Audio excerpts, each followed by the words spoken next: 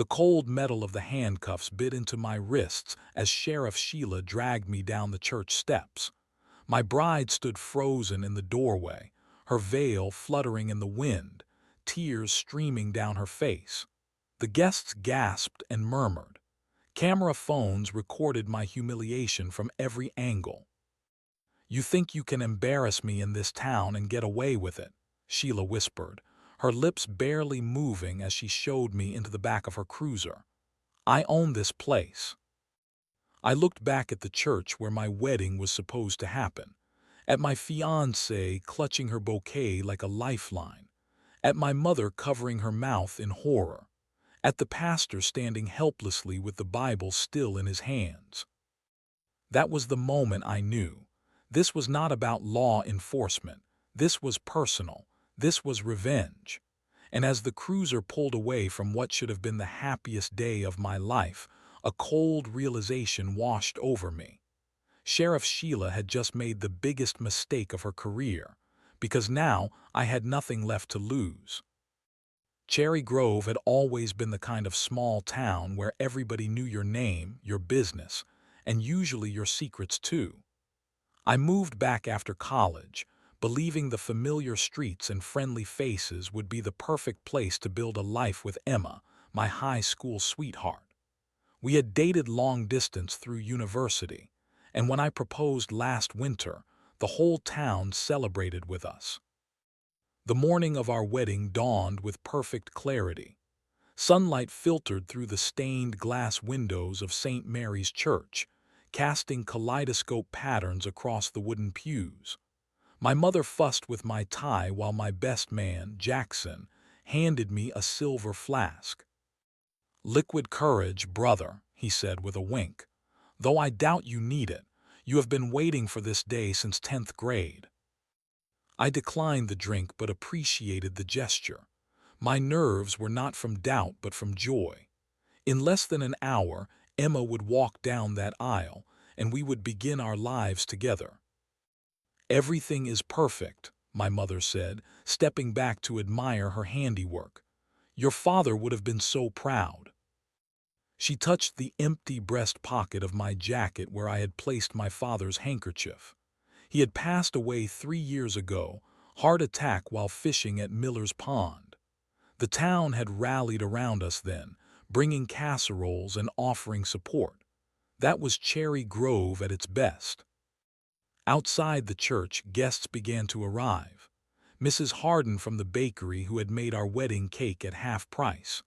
Coach Phillips who had mentored me through high school basketball. Rebecca and Thomas from the hardware store. All familiar faces, all part of our extended family. Emma was getting ready in the church rectory with her bridesmaids. We had decided on a traditional ceremony, no seeing each other before the wedding. Though we had sent text messages all morning, little notes of love and anticipation. 10 minutes, the wedding coordinator announced, clapping her hands. "Gentlemen, take your positions." That was when I noticed her. Sheriff Sheila Conroy stood at the back of the church, not dressed as a guest but in her full uniform, badge gleaming, gun holstered at her hip. Her presence felt like a shadow across the sunny day. "What is she doing here?" Jackson muttered, following my gaze. "No idea," I replied, trying to maintain my smile. "We did not invite her." Sheriff Sheila had been a controversial figure in Cherry Grove since her election 3 years ago. Some appreciated her tough-on-crime approach. Others, including myself, had experienced her selective enforcement and personal vendettas. 6 months ago, I had filed a formal complaint after she had ticketed my construction company vehicles repeatedly while ignoring similar violations by her cousin's business.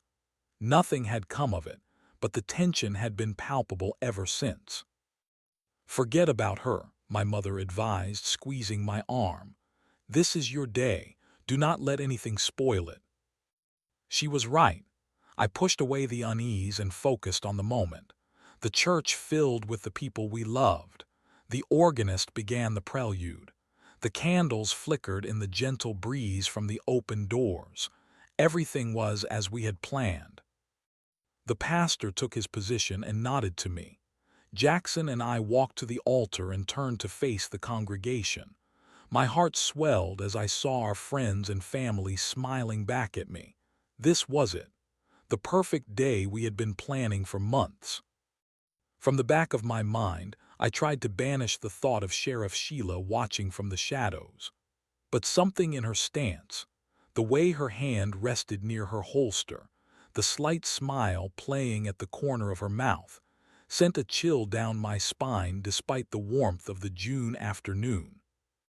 The music changed. The wedding party began their procession. The flower girl, Emma's niece, scattered rose petals with solemn concentration. The bridesmaids glided down the aisle in their lavender dresses. And then the organist struck the chords of the bridal march. Everyone rose. The doors at the back of the church opened wide. All thoughts of Sheriff Sheila vanished as Emma appeared in the doorway, radiant in white, her father at her side. She smiled at me from behind her veil, and I felt tears spring to my eyes. In that moment, nothing else mattered. This was our perfect day, and nothing could possibly ruin it.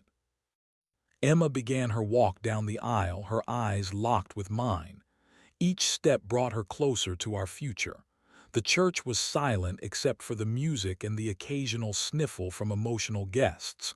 My heart thundered in my chest. This was real. This was happening. She was halfway to me when the doors at the back of the church burst open. The heavy oak panels slammed against the walls with a bang that silenced the organ and froze Emma mid-step. 3 deputies in full uniform stormed in, hands on their weapons. The crowd gasped collectively. Emma turned, confusion written across her features. Her father instinctively moved to shield her. And then Sheriff Sheila stepped forward, her boots echoing on the stone floor as she walked between the deputies. She moved deliberately, taking her time, clearly savoring the moment. Her hand rested on her belt near her handcuffs. "Sorry to interrupt such a lovely ceremony," she announced, her voice carrying to every corner of the stunned church. Her smile did not reach her eyes. "But I have official business to conduct." Emma looked back at me, panic replacing confusion. I stepped forward, away from the altar. "What is going on?" I asked, trying to keep my voice level. "Whatever this is, can it wait? We are in the middle of our wedding." Sheriff Sheila unfolded a document with theatrical slowness. "Daniel Alexander Thompson, I have a warrant for your arrest on charges of obstruction of justice and interfering with an ongoing investigation." The words hung in the air like smoke. Someone in the back row gasped. My mother stood up, her face pale with shock. "This is ridiculous," I said, anger replacing my initial surprise. "What investigation? What obstruction?" Sheila's smile widened fractionally. "The zoning complaint you filed against the riverfront development. You accessed sealed documents and shared confidential information." My mind raced. The complaint I had filed was about her cousin's development project bypassing environmental regulations. Everything I had submitted came from public records. There were no sealed documents. "That is not true," I said, my voice rising despite my efforts to stay calm. "And you know it." Emma had recovered from her shock and moved quickly to my side. She grabbed my hand and squeezed it. "Sheila, this is outrageous," Emma's father said, stepping forward. As town council member, he carried some weight. "Whatever this is about, it can wait until tomorrow." Sheriff Sheila ignored him completely. She nodded to the deputies. "Arrest him." They moved forward in unison, like they had rehearsed this moment. Perhaps they had. "Do not touch him," Emma shouted, placing herself between me and the deputies. "This is our wedding day."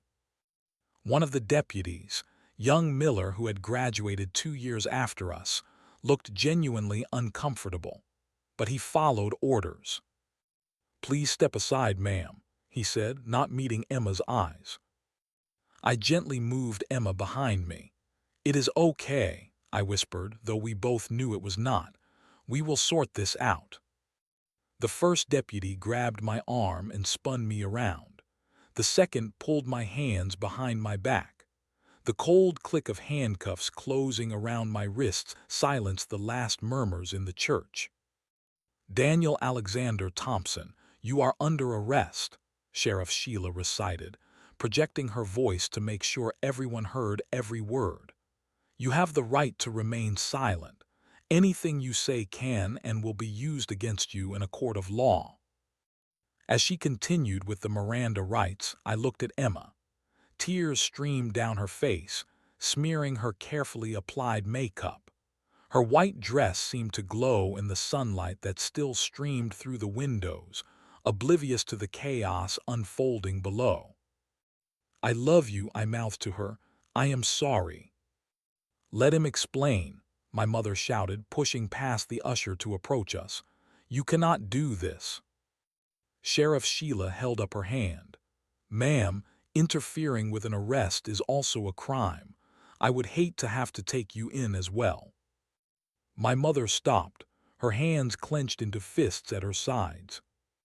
The deputies began marching me down the aisle, a perverse mirror image of the walk I should have been taking with my new wife in a few minutes. Guests stared in stunned silence. Some had phones out, recording the scene. Mrs. Harden was openly weeping. Coach Phillips stood with his mouth agape. As we reached the back of the church, I risked one final glance over my shoulder. Emma stood frozen at the altar, her bouquet of white roses fallen to the floor, petals scattered around her feet. The image burned into my mind. My bride, abandoned at the altar, not by choice but by force. Sheriff Sheila leaned close as they pushed me through the doors, her voice for my ears alone. "You should have kept your nose out of my family's business," she whispered. "Consider this my wedding gift to you." In that moment, as the bright sunlight hit my face and the church doors closed behind us, I understood. This was not justice. This was vengeance, calculated for maximum humiliation. And Sheriff Sheila had orchestrated every detail. The ride to the station passed in a blur of humiliation and rage. Through the cruiser window, I watched Cherry Grove slide by, the same streets I had driven down that morning with hope in my heart. The deputies were silent in the front seat. Only Sheriff Sheila spoke, making casual comments into her radio as if arresting a groom mid-ceremony was routine police work. At the station, they took my jacket first, my father's handkerchief still in the breast pocket, then my tie, my cufflinks, my watch, my dignity, each item placed in a plastic bin, tagged and recorded. The suit I had spent weeks choosing was now just evidence to be cataloged. "Smile for the camera, Mr. Thompson," the booking officer said as he positioned me for the mugshot. He did not seem comfortable with the situation but followed protocol regardless. The flash blinded me momentarily. Front view, side view, criminal processing for a man who should have been saying "I do" at that very moment. Sheriff Sheila watched from the corner, arms crossed, satisfaction evident in her stance. When the fingerprinting was done, she approached, dismissing the booking officer with a nod. "Never thought you would spend your wedding night in a cell, did you?" she asked, leaning against the processing desk. I met her gaze steadily. "We both know this is garbage, Sheila. There were no sealed documents in that complaint." She shrugged. "The judge who signed the warrant disagrees. Judge Carlton, by the way, my husband's golf buddy. Funny how things work out in a small town." The pieces clicked into place. This was not just about the zoning complaint. This was about power, about showing the whole town, who was in charge. "I want to call a lawyer," I said firmly. "Of course you do," she glanced at her watch. "Processing takes time, though. Might be a few hours before we can get you to a phone. Paperwork, you understand. That is not legal, and you know it." She leaned closer. "You should have known better, Daniel. Nobody crosses me in my town. Not your father-in-law on the council.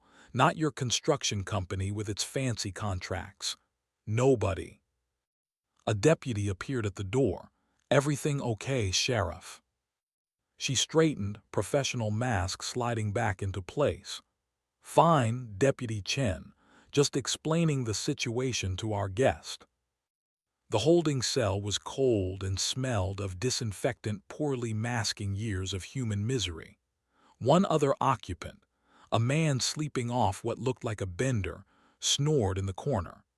I sat on the metal bench, still in my wedding pants and shirt, and tried to make sense of how quickly everything had fallen apart. Hours passed with agonizing slowness. I asked 3 different deputies about my phone call. Each one told me the sheriff was handling my case personally. Translation: I would get nothing until she decided I should. Night fell. The fluorescent lights hummed overhead. My cellmate was released, muttering apologies as he glimpsed my attire and pieced together that I was not the usual Friday night drunk tank resident. Around midnight, Deputy Miller, the young one who had looked uncomfortable at the church, appeared with a sandwich and a small carton of milk. "Not exactly wedding cake," he said quietly, sliding it through the bars. "Sorry about all this." I took the food, suddenly aware of how hungry I was. "You know this is wrong, Miller." He glanced over his shoulder before responding. "Not my place to say, sir." "It is exactly your place," I countered. "You are a law enforcement officer. You are supposed to uphold justice, not help persecute innocent people for personal vendettas." Shame flickered across his young face. "She has the judge's signature. That makes it legal." Legal and right are not always the same thing. He had no response for that. As he turned to leave, I called after him. "Deputy Miller, please. At least let me call my fiancée. Let me explain to her what is happening." He hesitated, conflict evident in his posture. Then he shook his head. "Sheriff's orders, no calls tonight. She left explicit instructions." After he left, I sat in the semi-darkness, picking at the sandwich but too nauseous to eat much. I thought of Emma. What was she doing now? Was she still in her wedding dress? Were our families comforting her? Was she angry at me, or did she understand that this was not my fault? I dozed fitfully on the hard bench, waking often to the sound of keys jangling or doors slamming elsewhere in the building. Each time, reality crashed back. I was in jail on my wedding night, while Sheriff Sheila was probably home, sleeping peacefully, satisfied with her display of power. Morning brought the shift change and new deputies who seemed surprised to find me there. One of them, an older man I recognized from around town but did not know by name, shook his head when he checked my paperwork. "Wedding day arrest. That is a new low even for her," he muttered, half to himself. "Can I make my call now?" I asked, hope flaring. He nodded. "Sheriff is not in yet. I will take you to the phone." As I dialed Emma's number with shaking fingers, I realized something had shifted inside me during that long night. The humiliation and shock had crystallized into something harder, more determined. Sheriff Sheila had taken my wedding day from us, but she had also revealed herself completely. And in doing so, she had given me a weapon I intended to use. Emma arrived at the station within 30 minutes of my call. She walked through the visitor entrance with purpose, her eyes scanning the room until they found me seated at the visitation table. Gone was the white dress, replaced by jeans and a sweater. Gone was the elaborate updo, her honey blonde hair now pulled back in a simple ponytail. But her eyes, those hazel eyes I had fallen in love with in 10th grade, were unchanged, fierce and determined. The deputy who had escorted me to the visitation room stepped back, giving us space, but remaining within sight as regulations required. Emma sat across from me, her hands immediately reaching for mine across the table. Her fingers were cold, and I noticed she still wore her engagement ring, though her planned wedding band remained in its box somewhere. "Are you okay?" she asked, her voice steady despite the redness around her eyes that spoke of a night spent crying. "I am fine," I assured her, squeezing her hands. "Emma, I am so sorry about yesterday, about everything." She shook her head firmly. "Do not you dare apologize. This is not your fault. This is Sheila's doing." "The wedding can be rescheduled," she interrupted. "That is just a ceremony. What matters is us, and we are still us." Relief washed over me. I had spent the night torturing myself with visions of Emma deciding I was not worth the trouble, that starting our marriage with an arrest was too much to bear. "What happened after they took me?" I asked. Emma's expression darkened. "Chaos. At first. Then my father tried to talk to the deputies, but they just kept saying they were following orders. Pastor Richards offered to delay rather than cancel, thinking it might be some kind of mistake that would be cleared up quickly." She took a deep breath, composing herself. "The guests were shocked. Some left right away. Others stayed, trying to help somehow. Your mother was furious. I have never seen her like that. She called every lawyer in the county." "And you?" I asked softly. "I was," she paused, searching for the right word, "destroyed for about an hour. I sat in the bridal room and cried until I could not breathe. Then I got angry, really angry." Something in her tone made me lean forward. "I saw her face when they were taking you away," Emma continued, her voice dropping lower. "She was enjoying it, Daniel. That is what got to me. This was not just an arrest. This was theater. This was her putting on a show." "I know," I replied. "She told me as much here. This is about the complaint I filed against her cousin's development project." Emma nodded. "I figured it was something like that. Did she mention the sealed documents she claims you accessed?" "No, because they do not exist. Everything in that complaint came from public records." "That is what my father said. He has been making calls all night. The charges are paper-thin, Daniel. Even Judge Carlton will have to drop them eventually." A small flicker of hope ignited. "So what happens now?" "Now," Emma said, sitting up straighter, "we fight back. Dad says they cannot hold you much longer without formal charges being filed, and Sheila has to know those charges will not stick." So this was just about ruining our wedding, about public humiliation. Emma nodded grimly. "That is what I think. She wanted to show everyone what happens when someone crosses Sheriff Sheila Conroy." The deputy cleared his throat, signaling that our time was running short. "What about the reception?" I asked suddenly. "We had booked the Pinewood Lodge for the celebration, paid for months ago, non-refundable." "Postponed, not canceled," Emma replied. "The manager was actually very understanding.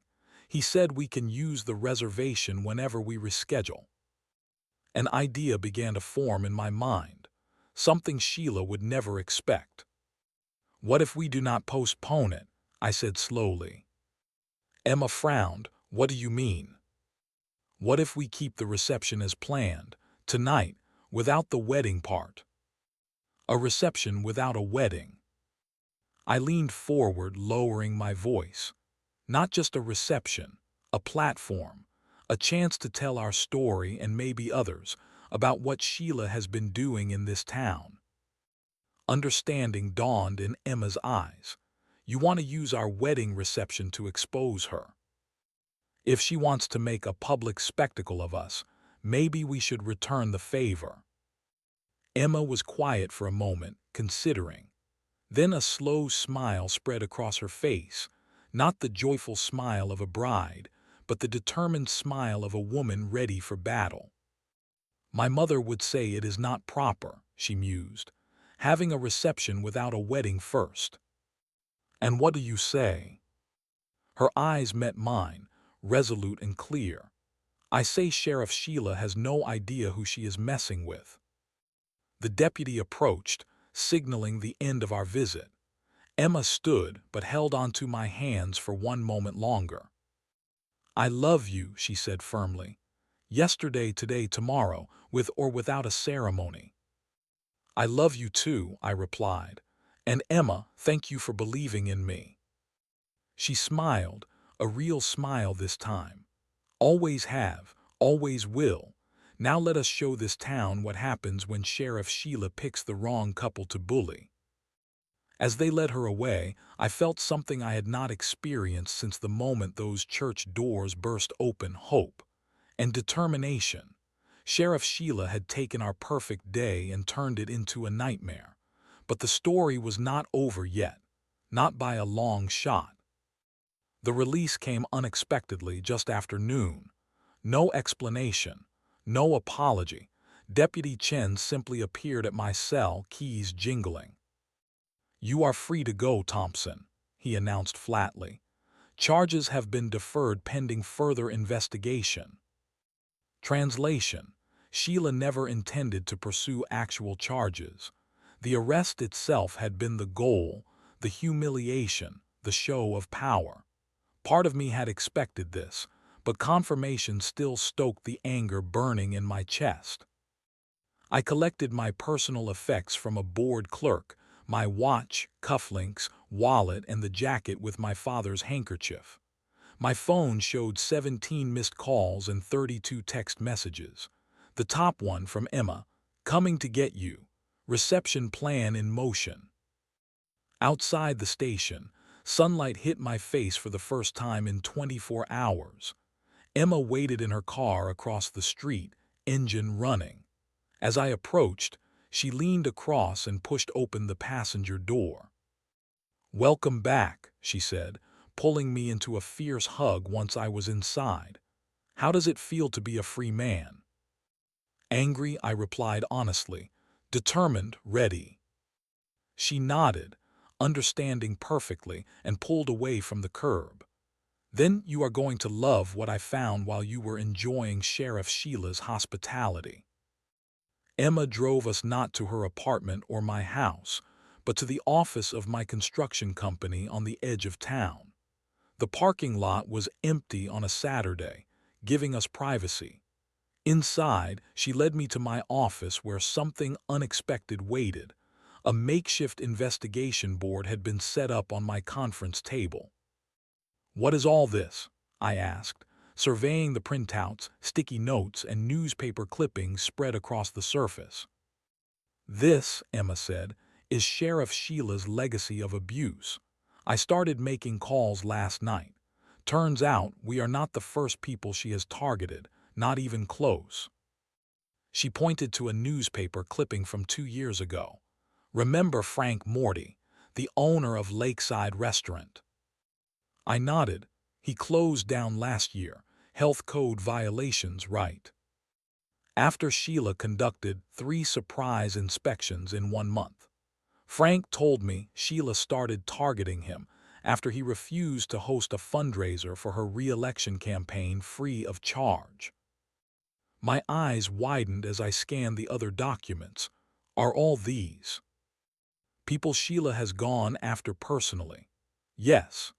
Sarah Winters lost her teaching license after Sheila claimed she found marijuana in her car during a traffic stop.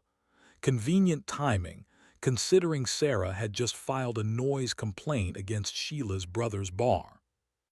I picked up another clipping: Marcus Phelps, the volunteer firefighter.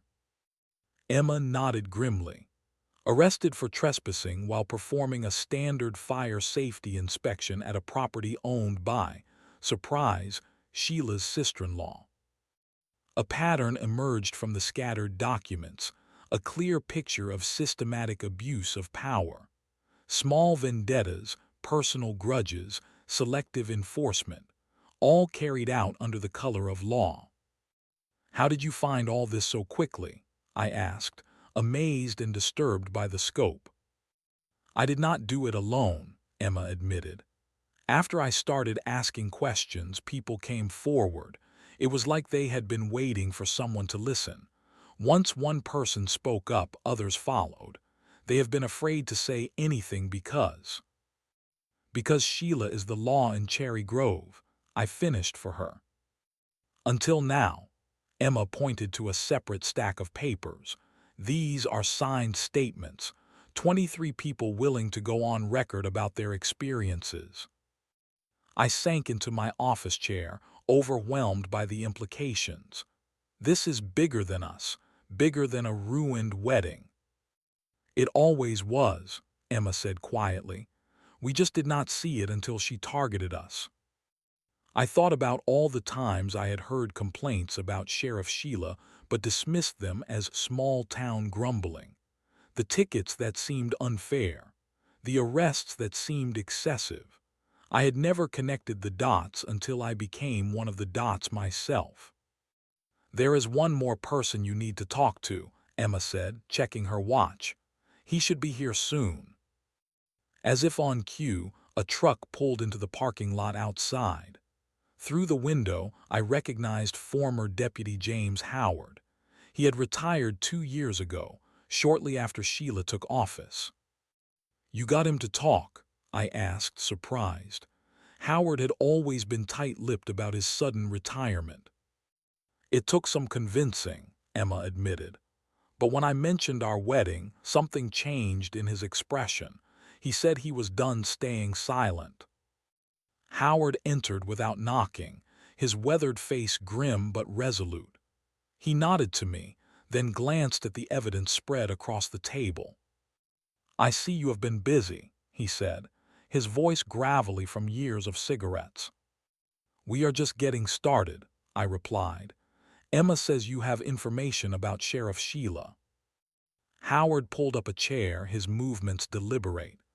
I worked in that department for 27 years, seen 3 sheriffs come and go, none of them perfect, mind you. Law enforcement never is, but Sheila, he shook his head. She does not enforce the law, she uses it. For the next hour, Howard filled in the gaps in our understanding. How Sheila had systematically pushed out deputies who questioned her methods. How she had cultivated relationships with judges and county officials to ensure her actions went unchecked. How the department had transformed from community guardians to personal enforcers. Why did you not say something when you left? I asked. Howard's eyes clouded with what looked like shame. Who would have believed me? She had the badge, the authority. I was just a disgruntled ex-employee in everyone's eyes. Besides, he paused. She made it clear there would be consequences if I spoke up. What changed? Emma asked gently. Your wedding, he said simply. That crossed a line even I did not think she would cross.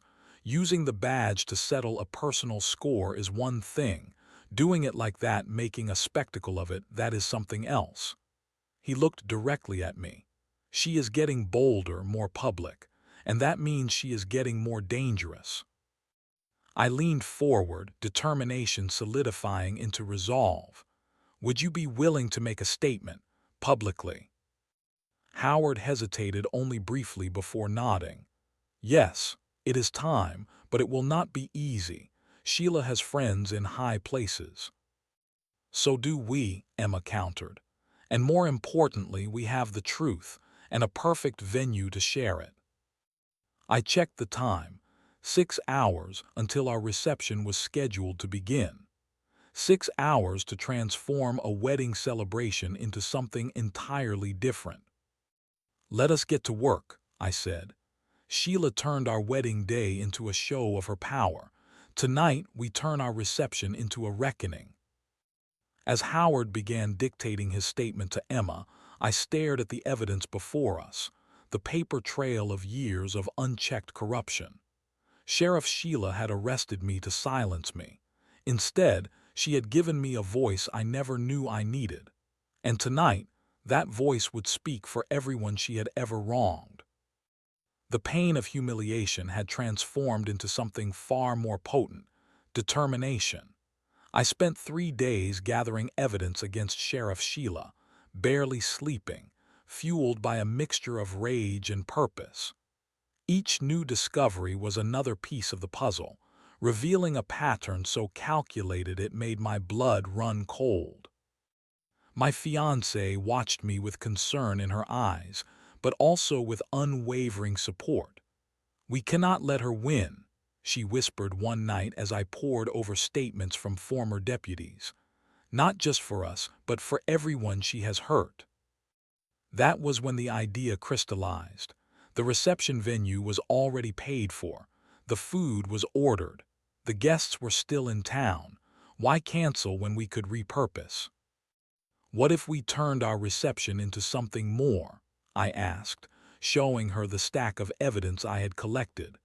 "What if we used it to expose her?" Her eyes widened, then narrowed with resolve. "Tell me what you need me to do."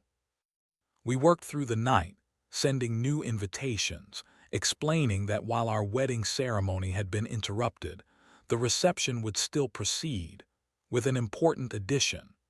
We invited local reporters, former victims of Sheila's abuse of power, and townspeople who had been silenced for too long.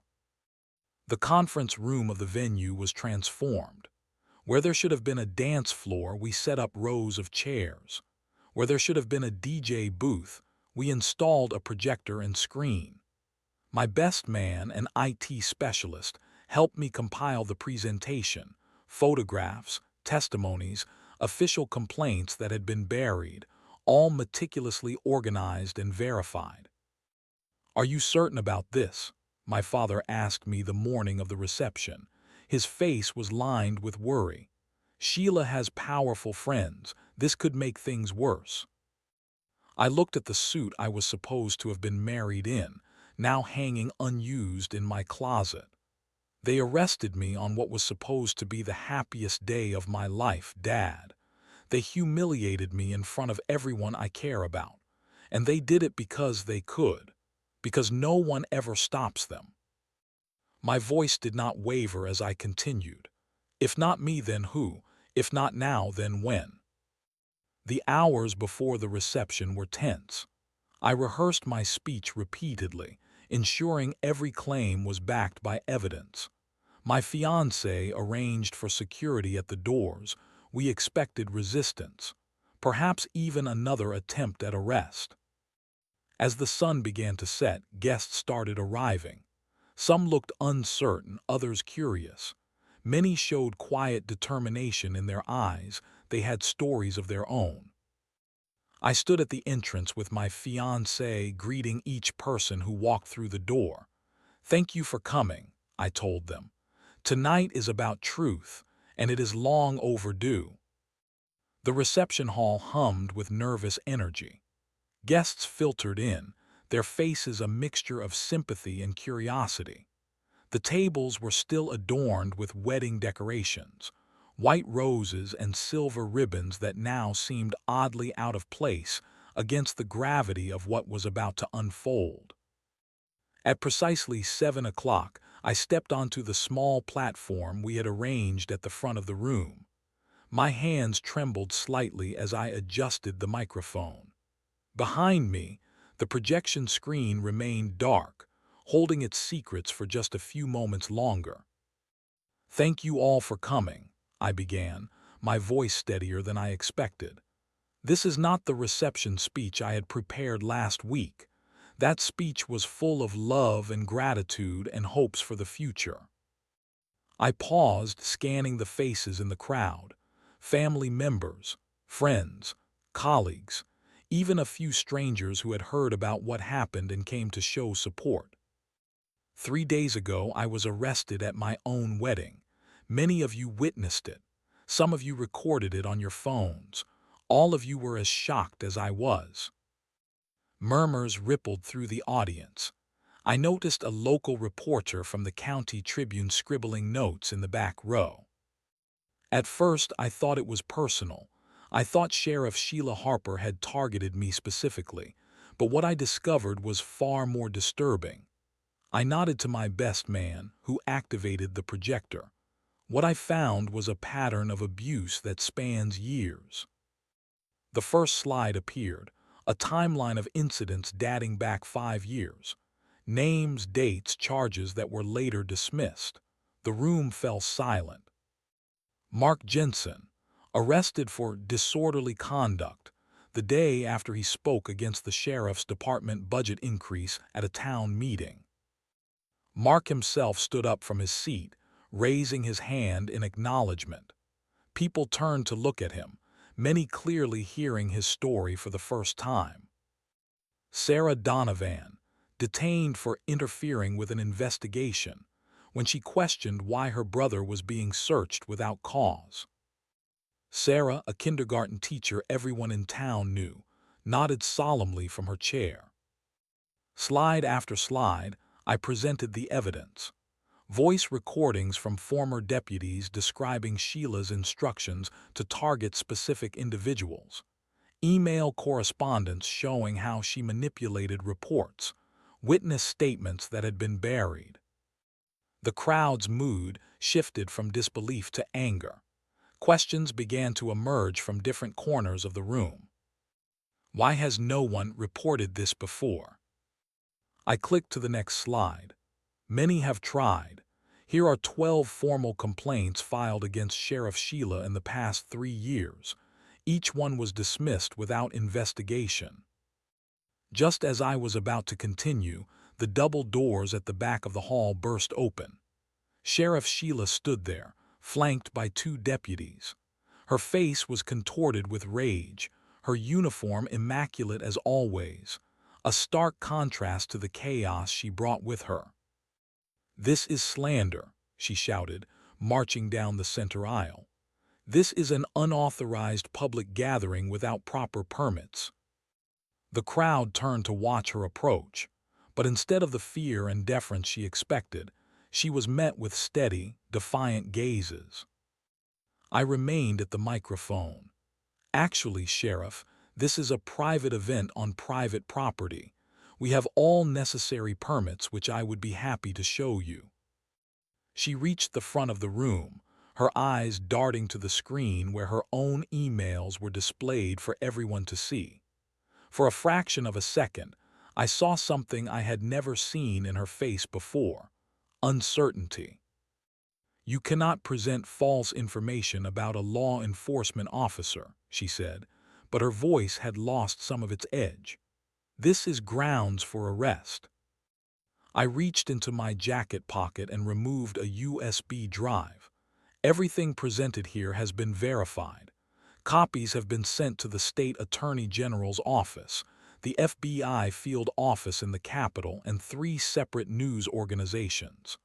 I held her gaze. "Nothing here is false, Sheriff Harper, and you know it." The room was so quiet you could hear the hum of the projector.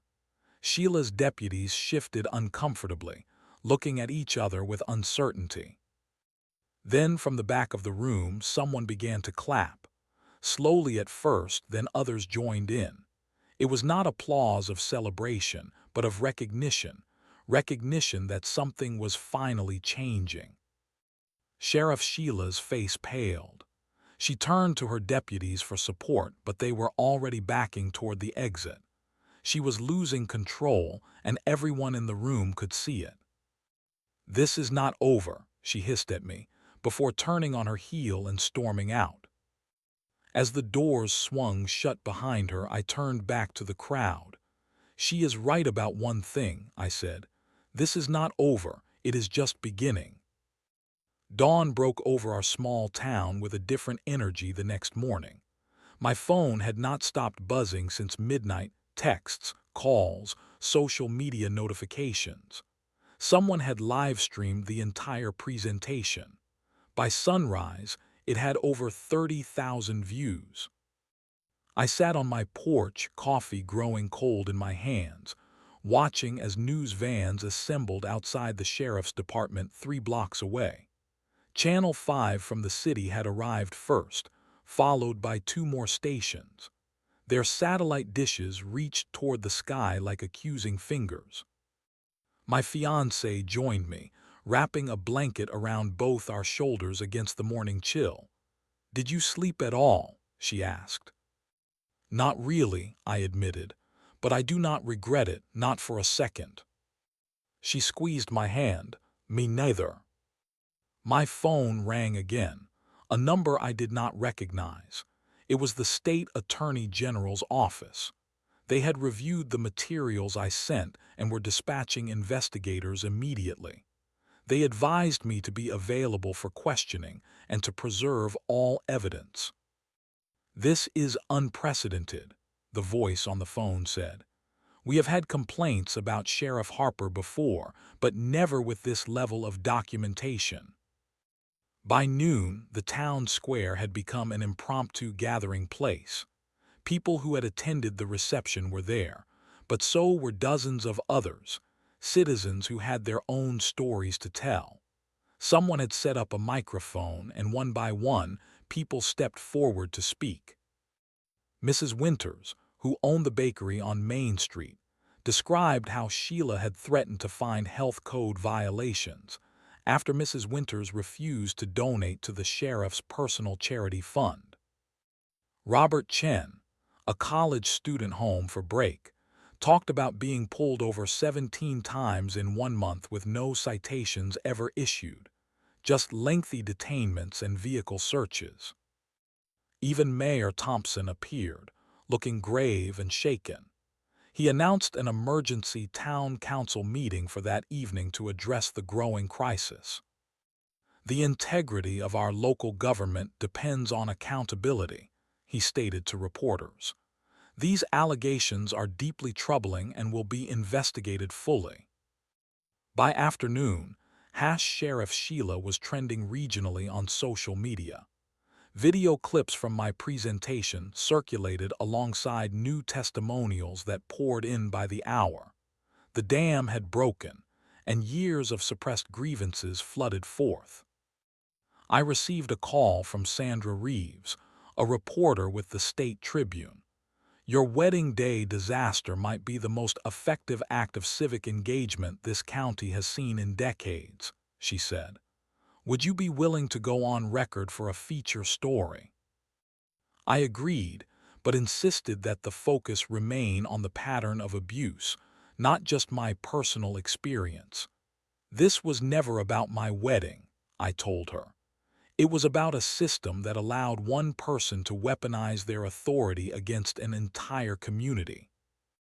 At 4 o'clock, the county commissioners released a statement announcing that Sheriff Sheila had been placed on administrative leave pending a full investigation.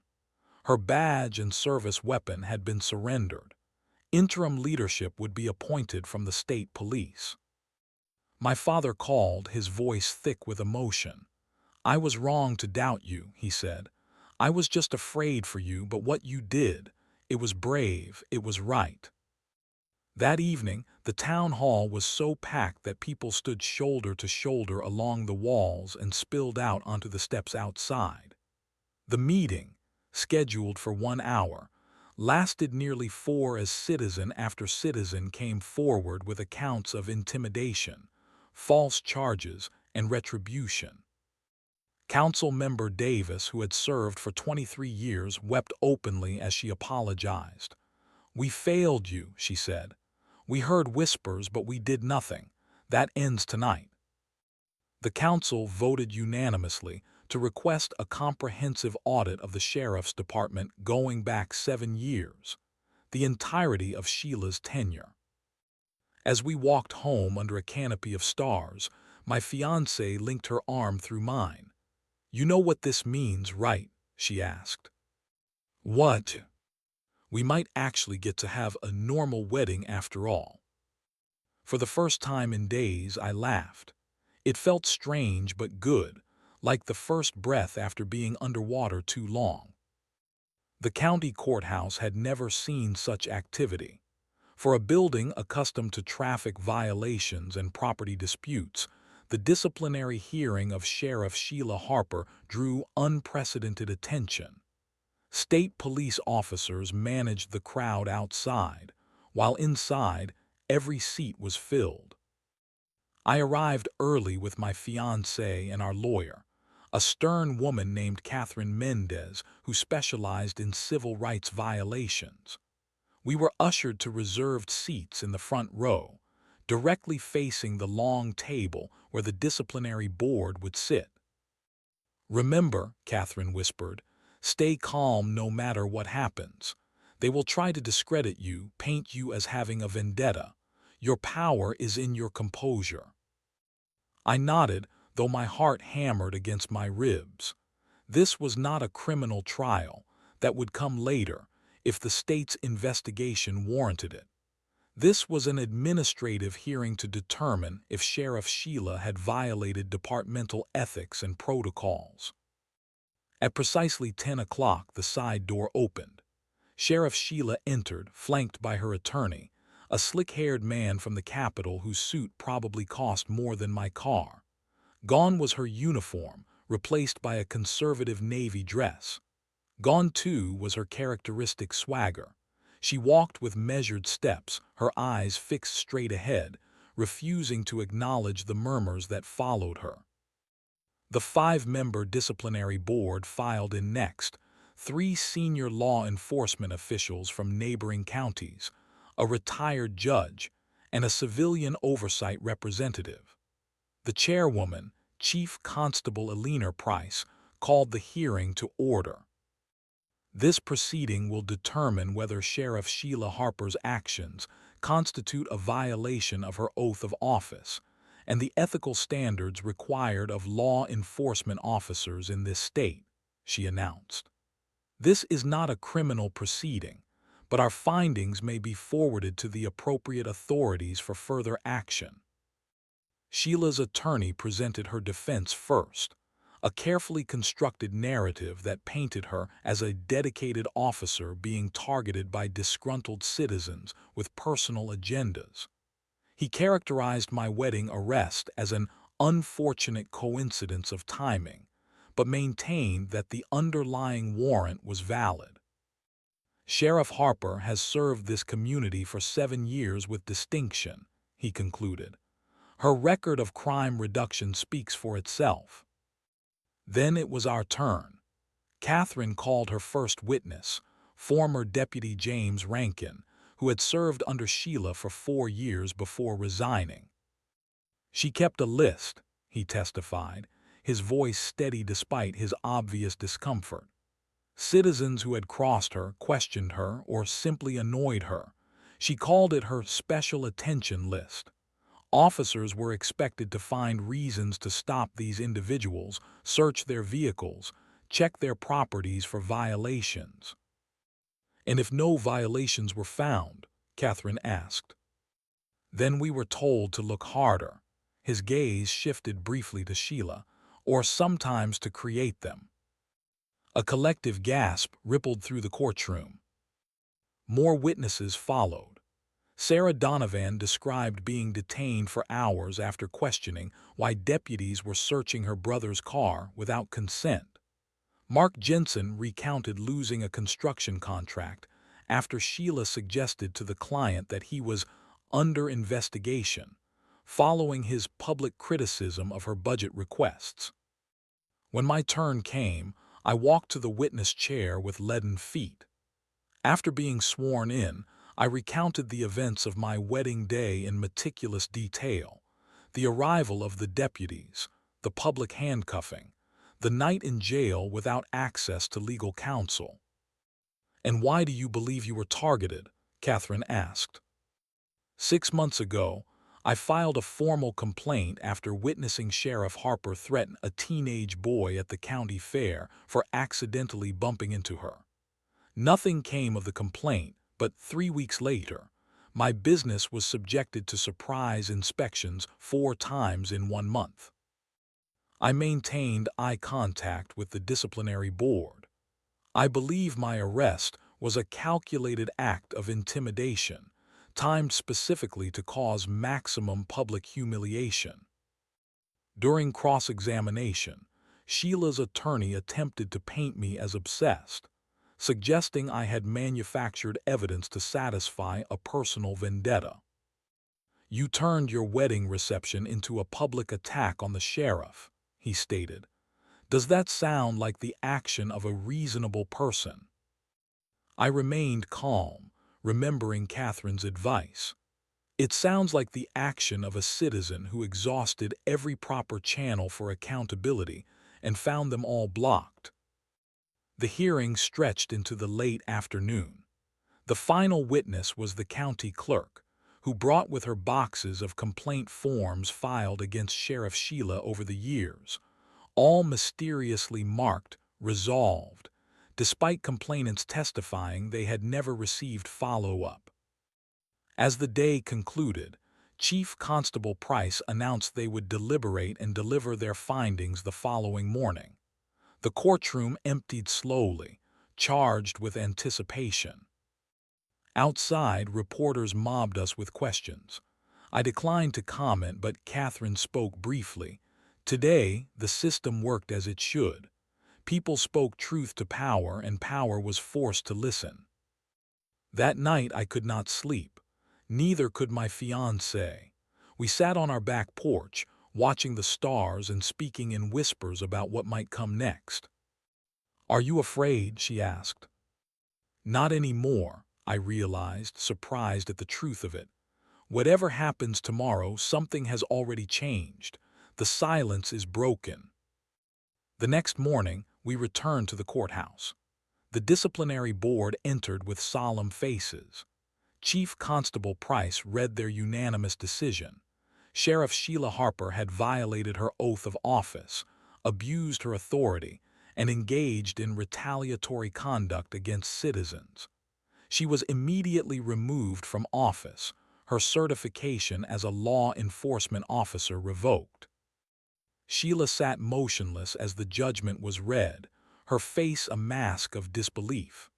When it was done, she stood without a word and walked out, ignoring the cameras and questions that followed her. It was over, or at least this part was. 1 month after the disciplinary hearing, Sheriff Sheila Harper resigned from public life completely. Facing potential criminal charges from the state investigation and multiple civil lawsuits, she sold her house and disappeared to a distant relative's property 3 states away. Her departure was not marked by any public statement, only moving trucks in the early morning hours and an empty office at the sheriff's department. The town breathed a collective sigh of relief, like someone released from a long-held threat.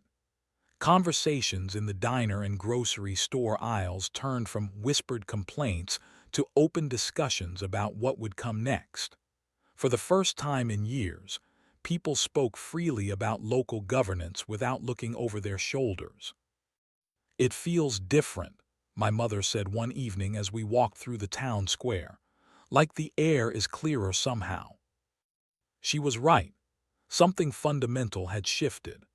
The interim sheriff, a veteran state officer named Thomas Reynolds, had already instituted new transparency measures: body cameras for all deputies, a civilian review process for complaints, community feedback sessions held monthly at the library. My fiancée and I decided to reschedule our wedding for the fall. No grand affair this time, just a simple ceremony in her parents' garden with our closest friends and family. No uniforms, no badges, no cameras except our photographers. "Are you sure you want to do this so quietly?" my father asked when we told him our plans. "After everything that happened, no one would blame you for wanting something more." Affirming. I shook my head. What happened was never about the wedding. It was about justice. We have that now. The wedding is just for us. But though we sought privacy, our story had taken on a life of its own. The State Tribune's feature article had been picked up by national outlets. I received emails and messages from people across the country sharing similar experiences with local power abuses. Their stories haunted me, so many voices that had never been heard. After long discussions with my fiancé, I decided to start a podcast. We called it Badge and Balance, a platform where people could share their experiences with law enforcement, both positive and negative. Not just a place for grievances, but a space for constructive dialogue about what policing could and should be in small communities like ours. The first episode featured former Deputy Rankin, speaking candidly about the culture of fear Sheila had created within the department itself. Good officers were afraid to speak up, he explained. We were caught between our oath to serve the public and orders that violated that oath.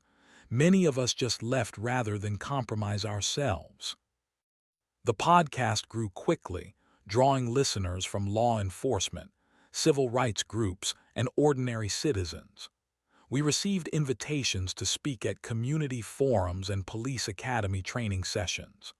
What had begun as my personal nightmare was transforming into something constructive, a bridge between communities and those sworn to protect them.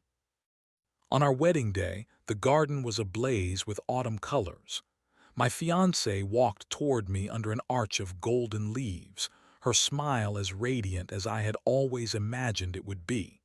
When we exchanged vows, my hands did not tremble. My voice did not waver.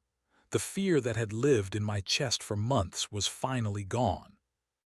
I promise to stand by you, I told her, in joy and in struggle, in peace and in conflict. I promise to face whatever comes next together. The reception that followed was everything our first attempt was not: intimate, joyful, unmarred by anything except perhaps too much champagne. We danced under string lights until midnight, surrounded by people who had stood with us through the darkest days. 3 days after returning from our honeymoon, I received an unexpected package. Inside was a formal letter from the state police commissioner commending my extraordinary civic courage, and an invitation to join a newly formed advisory council on community policing. Your experience offers valuable perspective, the letter read. Sometimes the most powerful agents of necessary change are those who have experienced the system at its worst. That evening, as my wife and I discussed the invitation over dinner, our conversation turned to the future, not just ours, but our town's. "Do you ever regret any of it?" she asked. "The exposure, the hearings, the way our lives were turned upside down." I considered the question carefully. I regret that it was necessary. I regret that so many people were hurt before someone finally said enough. But no, I do not regret standing up. Some things are worth the cost. The special election for a new sheriff was scheduled for spring. There were already 3 candidates, all promising reform, transparency, accountability. Words that would have seemed hollow a year ago now carried the weight of public demand. As we cleared the dishes, my phone buzzed with a notification. The latest podcast episode had just gone live, an interview with a police chief from a neighboring county discussing how community trust is earned, not commanded. "Ready for what comes next?" my wife asked, linking her fingers with mine. I nodded. We had been broken on our wedding day, but now we were stronger than ever, and the truth had finally won.